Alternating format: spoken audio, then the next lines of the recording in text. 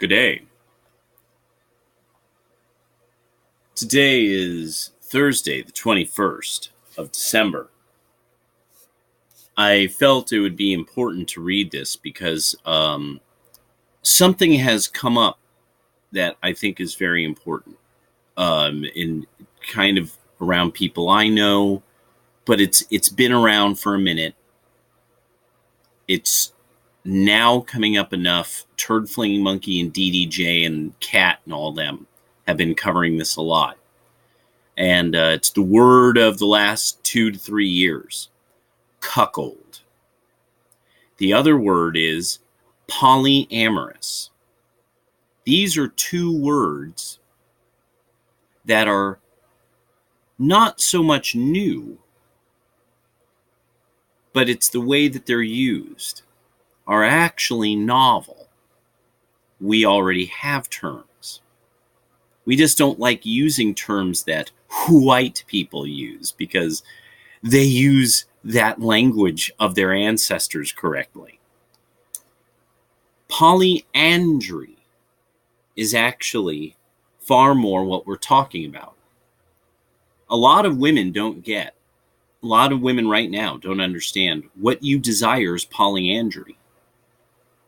What you are on dating websites for, what you do is polyandry. But I will not be anywhere near as good of it at the explanation as Robertbriffault. So,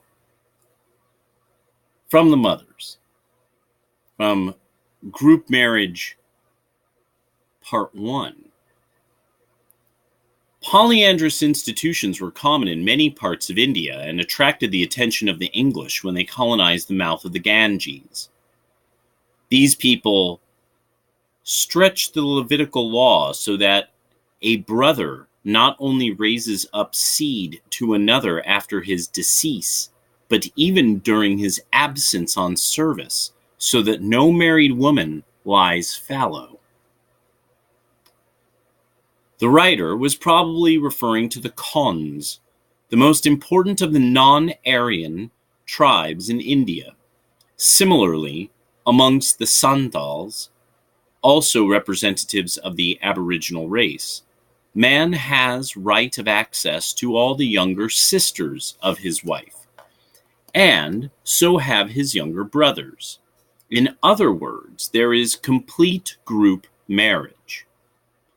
In addition, a Santal uncle is permitted a good deal of freedom of intercourse with his wife's nieces, a feature which derives from the age grade organization. So for those who are aware of the life of Gandhi, now this is going to make a lot more sense now. Gandhi was doing something, he went back to the old-fashioned ways, which weren't really that old-fashioned. Attempts have been made to explain polyandry by suggesting that it is caused by mental abnormality.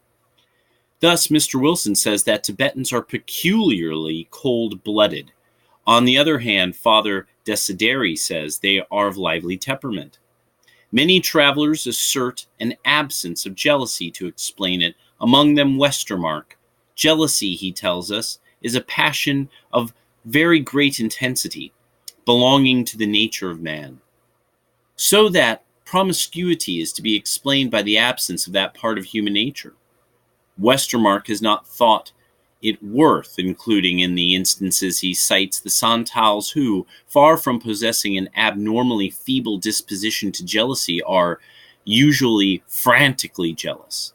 Their jealousy, however, assumes a peculiar form.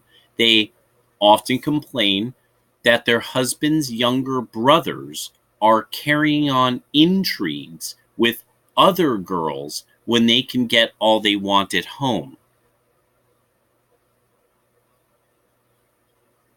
Now, hold your lunch. It's going to get more interesting. Polyandry among the Aryan Hindus. This I found very interesting, why I want to make sure to read it. It would be a mistake to suppose that the disappearance of polyandry among the Dravidian and Mongoloid races of India was due to the influence of the conquering Indo-Aryan race, for the latter had the same polyandrous institutions as the races they conquered. The Aryans established themselves first in the Punjab, and it is there, if anywhere, that their existing representatives are to be found, the Rajputs and the Jats. Among them, fraternal polyandry persists to the present day, particularly in the district of Dehradun, one of the chief cradles of Hindu civilization, where the fair-skinned Rajputs and Jats predominate. Polyandry was reported as on the decline there in 1827, but in 1874 it was still described as unquestionably common to this very day. The writer adding that if a woman dies, leaving an infant son, her daughter-in-law is bound to rear the boy and marry him herself. Rajput polyandry is strictly fraternal. Only sons of the same mother by the same set of fathers being permitted to enter into collective marriage relations. And it is associated with polygyny or polygyny. Although elsewhere other kin, including first cousins, are admitted. The women enjoy the highest status and freedom, being at liberty to leave their husbands and remarry, provided that the new husbands refund the wedding expenses of the old. Among the Jats, of whom the Rajputs are the aristocratic class, the custom appears to be universally recognized, though not always openly acknowledged, owing to Brahminical influence. Thus, of the Kannauр district, Sir Denzel Ibbotson says, polyandry is practiced without disgrace by both Kannets and Jats. It is the rule, not the exception, for the wife to cohabit with all the brothers. Among the Eastern Jats, it is a common thing when women quarrel for one to say to the other, "You are so careless of your duties as not to admit your husband's brothers to your embraces."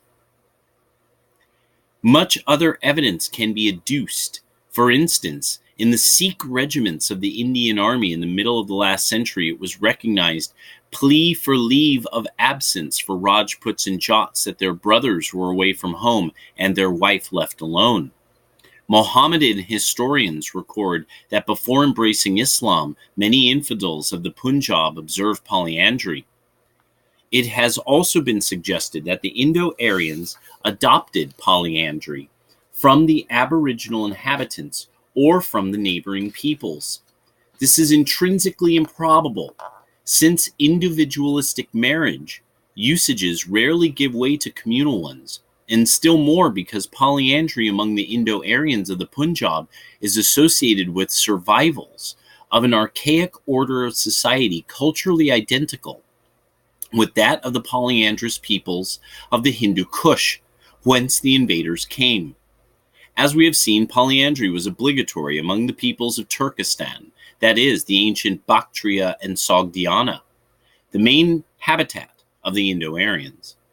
Chinese annals of both the earlier and the later Han dynasties refer repeatedly to the same customs among the great Geti or Yita. These are the same customs to which Herodotus refers in speaking of the Masa Getae. Oh, Getae. Okay. Or Getae? Getae, I guess Getae. Each man marries a woman, but all wives are in common.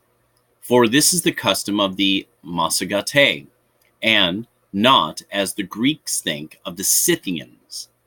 And when a Masagate desires to have company with a woman, he hangs up his quiver in front of the chariot and has intercourse with her openly. The ancient literature of the Indo-Aryans refers everywhere to their polyandrous institutions, and for that last one, now images associated with, if you're familiar with the Kama Sutra, how the man's making love to a woman, but he's shooting a tiger with a bow. The ancient literature of the Indo-Aryans refers everywhere to their polyandrous institutions. In the sacred laws of the Aryans, it is laid down that a bride is given to the family of the husband and not to the husband alone, although a husband shall not make over his wife, who occupies the position of a clanswoman, to other than to his own clansmen, in order to cause a child to be begot for himself. The two great national epics of the invading race, the Ramayana and the Mahabharata, depict the marriage of the heroes as a group marriage. These two epics derive from the sagas of the two main groups into which the Aryan invaders appear to have been divided. Thus, in the marriage of the 5 sons or brothers of Pandu, which forms the theme of the first book of Mahabharata, the princes declare, "Thy daughter, O king, shall be the common wife of us all." And the daughter dwells with each of them for 2 days at a time. The sage Yudhishthira, in commending this marriage, says, "Let us follow in the way that has been traced by the illustrious of former ages. This practice hath been established. It is to be regarded as old and eternal." Similarly, in the Ramayana, the full force of the evidence cannot be appreciated without a survey of the entire literature. The sage's assertion that the practice is an ancient one is amply borne out by the Vedic hymns, which refer repeatedly to plurality of husbands. The Vedic family was constituted in the same manner as other polyandrous families, that is, the brothers continued to live together even after the death of their fathers, and the eldest brother acted in all things for the others, an arrangement almost invariably associated with polyandry.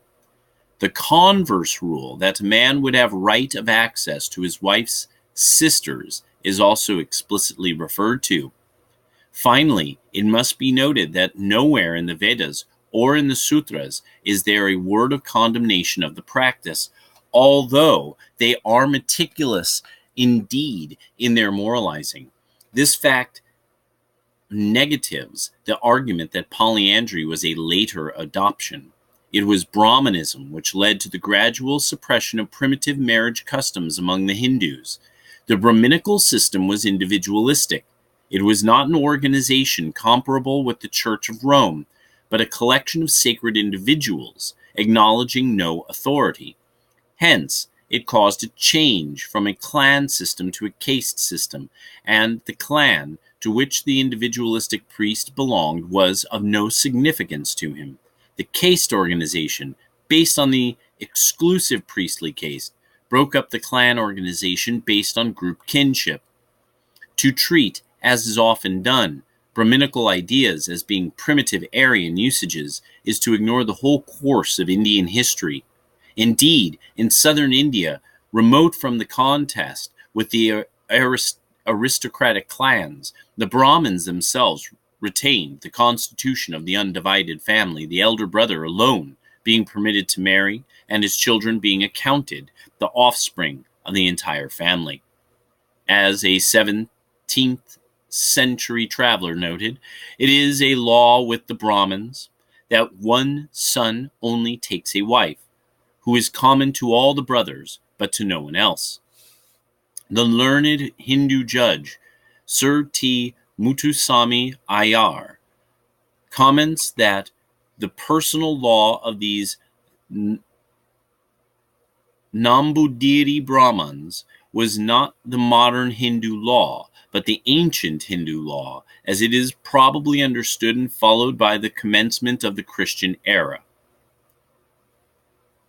Polyandrous marriage amongst other Aryan peoples. One way of disassociating ourselves from the customs different from our own is to suppose that the latter are a peculiarity of an imaginary Aryan or Indo-German race. Actually, the term Aryan, as Müller, who popularized it, stressed, applies solely to language. It has been a point of honor, especially with German scholars, to depict in the most exalted terms the moral standards and social institutions of the supposed first cousins of the progenitors of their race. And in their zeal for the principles of the Hindus of 3 millenniums ago, they have often appeared to lose all concern for intellectual honesty. Firstly, I want to make sure there was a note. European commentators have attempted to explain such references away.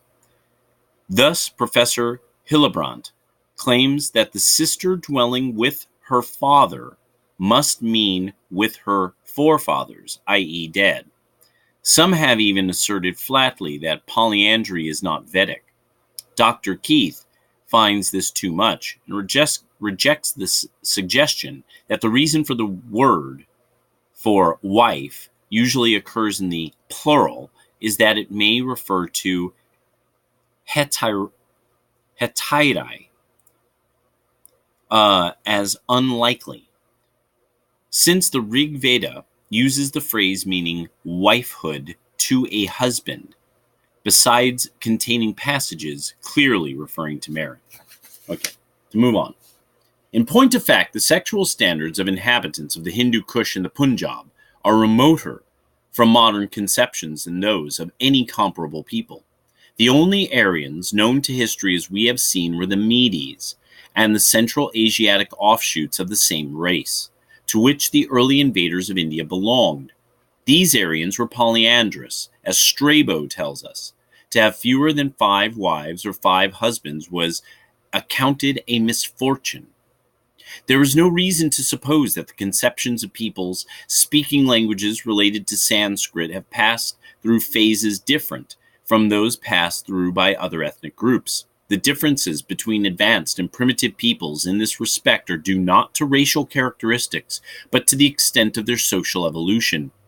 Everything goes to show that Western races have passed through the same phases as primitive peoples of other races. Evidence of sexual communism and polyandry are by no means unknown among the peoples from whom European civilization has derived, whether or not culturally or racially related to the Aryans. Thus, in Sparta, the community which preserved most faithfully the primitive organization of the Hellenes, fraternal polyandry was legal. In Sparta, says Polybius, several brothers had often one wife between them, and the children were brought up in common. It was the custom to exchange wives and to offer them to strangers, and during the absence of their spouses, Spartan women might take secondary husbands. Circumstances such as the rituals of sexual promiscuity practiced in some Greek communities confirm the inference that the Spartan institution was a survival from a phase through which the Greek race as a whole had passed. Note, sexual promiscuity, of course, does not constitute collective sexual organization. Nevertheless, it rarely survives in a society where individual sexual claims are fully established. The Etruscans, according to Theopompus, held their wives in common. We have already indicated that the institutions of Rome were once very different. Those primitive Latin princes who did not know their fathers can scarcely have been monandrous. From the most brilliant epoch of the Roman Republic, Plutarch reports an incident which, divorced from this background, would appear utterly inexplicable. Quintus Hortensius, a man of exalted character and a friend and admirer of the second Cato, expressed a desire to be more than a mere associate and companion of Cato, and in some manner to bring his whole family and blood into community of kinship with him. To this end, he proposed that Cato's daughter, already married to Bibulus, should be lent to him as noble soil for the production of children. Lest Bibulus be averse from the proposition, he promised to give him back his wife as soon as she had borne a child. Cato was far from being offended, but refused the request on the grounds that Bibulus would be unwilling. Hortensius then suggested that Cato should lend him his own wife. To this Cato could see no objection, but thought it only fair to talk the matter over with his wife's father.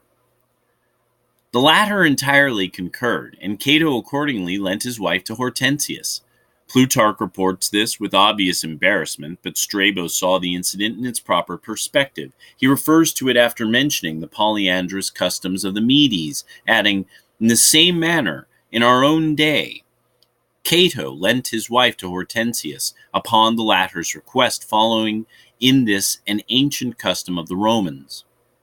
Among the barbarians of northern Europe, it was not unusual for men to exchange wives. In Germany, until quite late in the Middle Ages, it was legal for the husband, if his marriage proved without issue, to introduce a friend to his wife, a usage which is said to have lingered almost to our time in some of the remoter districts. In Nordic mythology, the goddess Frigga, when her husband Odin goes on a journey, cohabits with his brothers like a trinket lady.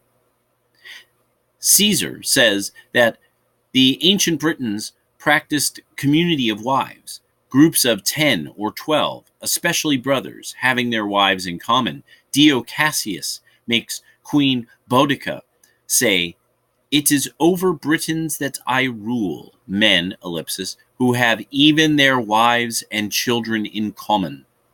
Similar usages are reported of the Caledonians and border tribes. They lived in tents, naked and barefoot, having wives in common and rearing the whole progeny. Strabo was told that the Irish had free access to one another's wives and did not even bar incest. St. Jerome, with theological exaggeration, says of the northern Britons, "The nation of the Scots have no individual wives, and, as if they had been reading Plato's Republic or wished to imitate the example of Cato, a man amongst them has no wife of his own." Ellipsis. There appears to be no reason to question, as has been done, the accuracy of these statements. That they do not appear in Celtic literature is to be expected, since all this literature has been set down in Christian times by Christian priests. Nevertheless, the Ulster Saga mentions that the princess Clothru married 3 brothers, and that her son had thus 3 fathers. Multiple fatherhood is also referred to in mythological texts. In the Celtic family, property was indivisible, and unless a son were to seek his fortune, brothers continued together, forming one common household. The name of that household was not the house, but significantly enough, the bed, and the Celtic family was called the common bed. In short, there is no indication of a monogamic tradition or disposition among the peoples who have been called Aryan, whether in Europe or in Asia. From Robert-Briffault, The Mothers. He also has to establish, almost with an entire chapter at the beginning of this book, how almost every peoples in the world widely practiced incest, and that it seems to us commoners this bizarre thing that you would hear about, like the wealthy and powerful of European families doing. And he points out, he goes, yes, because the commoners are doing the new thing. All royalty represents the ancient way of being, the most ancient and most noble in almost every society in which there are such things as kings. I thought that was a very interesting point that he made. But what I think was most interesting about this is, one, this explains quite a bit more about the idea of monkey branching. This explains quite a bit more about gynocentrism. That this is actually the widely practice of our entire species.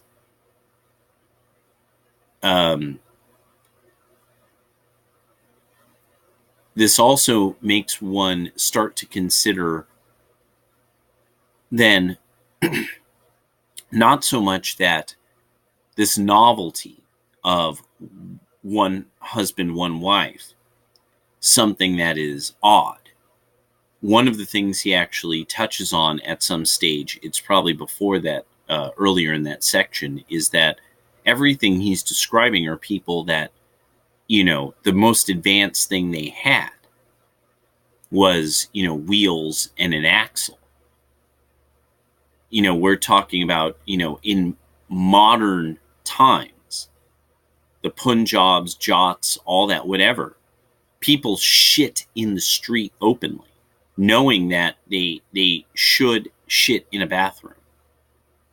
So one of the things he gets into, he's like, no, once you have a society that once society gets complicated, and it looks like, from what, especially Turd Flinging Monkey, I'm starting to connect, that there's a level of literal, abstract mathematical complications. Logistics, when logistics become a thing, that you're counting, cents per foot in trade, and you are like, so will the river be cheaper or will the road be cheaper? And that once stuff like that, measuring stades and such like. I mean, because what they're describing about Rome, by the time that they start building roads and measuring them with that weird contraption they had, apparently by that time, the women are no longer addressing the Senate, and their sexuality is rather strictly controlled.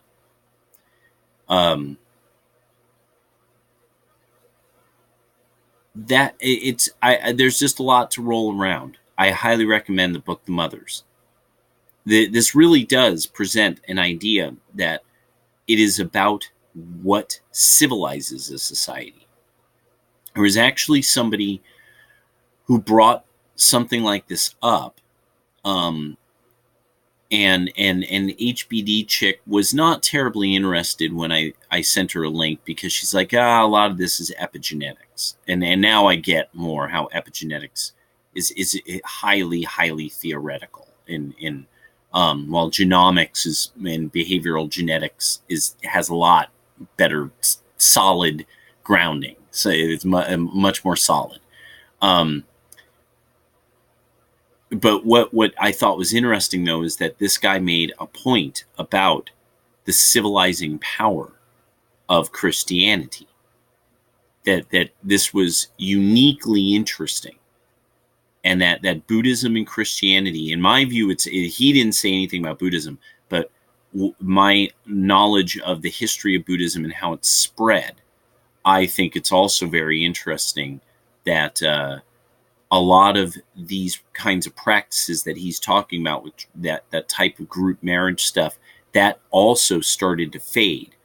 The longer Buddhism was around, especially in China, the more that faded.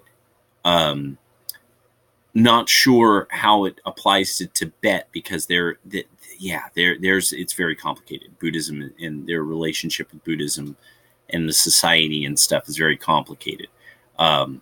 It's a little wilder and crazier than with the Chinese. But this really did make me think of that, because recently I've been thinking about people who want to talk about the civic nationalists and downplayed it. They're the hereditarians fundamentally. They want to discard ideas, and I'm like, no. No, you're missing. You're the idea people. Even East Asians send their kids to school here because Americans come up with ideas. Americans just think shit up. And it's just like, wow, who would have ever thought that up? Americans. And it's something about what the Europeans who established this country, it's something about the type of people that first came here, and then the environment they established of wild and crazy capitalism, sink or swim, has led to not so much the Ubermensch, of the world. No, creative people and people who could adapt. And because we aren't allowing, like in past generations, people to go home, because it's just, you have to work your ass off here. And you have to be creative, and you have to adapt. You have to have the capacity to adapt. And one of the other things too is you have to take people's ideas and evaluate them. That's not necessarily normal. I mean, like, really, like, look at some of the stuff that these, people were going. I mean, like, I just thought that really hit me as I'm looking at, that these people were doing everything they could to excuse what they were reading in the ancient texts. They're like, oh, no, no, no, people didn't do that back in the day. No, that's exactly how people behaved back in the day. And it's like, yeah, you are having a hard time accepting what these people wrote, what somebody wrote about these people, or these people wrote about themselves. You're having a hard time with that. You need to accept their ideas, and then you don't have to apply them. You could be like, that's an idea. Just like Africans saw the wheel, they encountered it. Great idea. See you guys. You go, oh, you're going to get back on your boat and take off. Okay, good to meet you. China, we'll look for you. Yeah, China. All right, sounds great. Sounds like a great spot to go.